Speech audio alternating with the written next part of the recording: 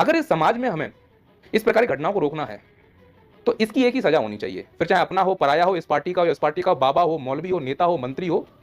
अगर आरोप लगे हैं, इस देश में आरोप लगने पर व्यक्ति के ऊपर एनएसए का कानून लगाकर जेल में डाल दिया जाता है, ईडी उठाकर अंदर कर देती है, बाद में जांच होती रहती है, सफाई पहले कोई नहीं देता, तो वो कानून सबके ऊपर लागू हो। अगर आरोप लगाया पहले डालो जेल में, खासकर नेता है तो पहले डाल दो, मंत्री है तो पहले डाल दो, क्योंकि अय्यास के अलावा कुछ कर नहीं रहे हैं।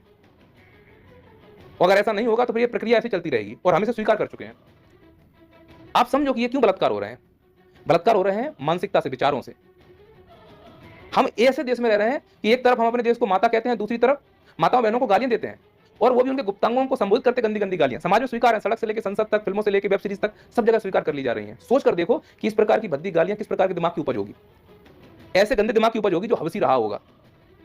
ग्रस्त जीवन में जो इंसान पाता है साथ वो ना पा पाया होगा, तो उसने दूसरों की मां बहनों को देखना शुरू किया होगा। अब जो उसे दिख रहा है उस पर उसने गाली नहीं बनाई, नाक पे, कान पे, हाथ पे, उंगली पर। जो हमारी माताओं बहनों ने छिपा के रखा है आंचल में इत्यादि जगह, जिस गुप्तांग को वो नहीं दिखा रही हैं, उसके ऊपर उसने गाली बनाई। तो गाली देकर वो अपनी हवस शांत कर रहा होता है। गाली एक सोच है, गाली अपने आप में बलात्कार है। तो इस गाली को स्वीकारता है समाज दे चुका है, तभी तो बलात्कार की स्वीकारता है, तभी तो ऐसे वीआईपी इस देश में है, तभी तो इन्हें सजा नहीं हो पा रही है, तभी तो कोर्ट रोक लगा रहा है, तभी तो पूरा सिस्टम इन्हें बचा रहा है, क्योंकि चुन के तो हमने भेजा है। तो बच्ची तो हमारी मर रही है, तो चुप भी हम ही हैं, आएंगे हल्ला करेंगे चले जाएंगे। और उसी का परिणाम है ऐसी सोच वाले लोग। जब गाली से काम नहीं चल रहा है, भद्दे भद्दे गाली देते, तेरी मां की, तेरी बहन की, अब वो गालियों से काम चल नहीं रहा है, हवस भरी है कैसे, तो वो स्क्रैच कर रहे हैं गुप्तांग शायद दिख जाए। और जब इससे काम नहीं चलता, फिर कोई बच्ची अकेली मिल जाए, बहन अकेली मिल जाए, फिर वो बलात्कार कर लेंगे। और बलात्कार की जो हवस है उसको बचाने के लिए सिस्टम बैठा, क्योंकि वीआईपी है।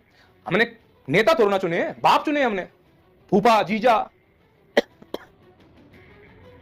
अगर अंकिता भंडारी को न्याय नहीं मिला, कोई आरामखोर वीआईपी सामने नहीं आया, तो मैं स्पष्ट कह दे रहा हूं, इस अमृत काल में बेटी बचाओ नारा नहीं है, चेतावनी है।